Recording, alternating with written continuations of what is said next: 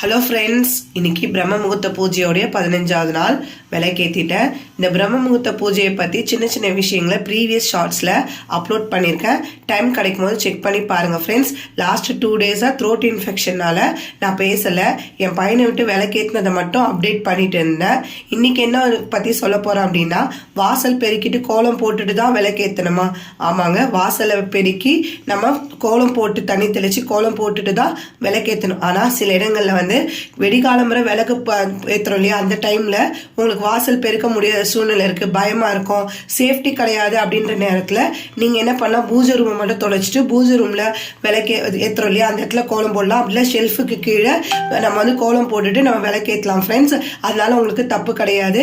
அதனால வாசல்ல கோலம் போட முடியும்னா கோலம் போடுங்க, அப்படி இல்லைன்னா பூஜை ரூம் கிட்ட கோலம் போட்டுட்டு விளக்கேற்றுங்க. இந்த வீடியோ பிடிச்சிருந்தா லைக் பண்ணுங்க, ஷேர் பண்ணுங்க, சப்ஸ்கிரைப் பண்ணுங்க ஃப்ரெண்ட்ஸ். தேங்க்ஸ் ஃபார் வாட்சிங்.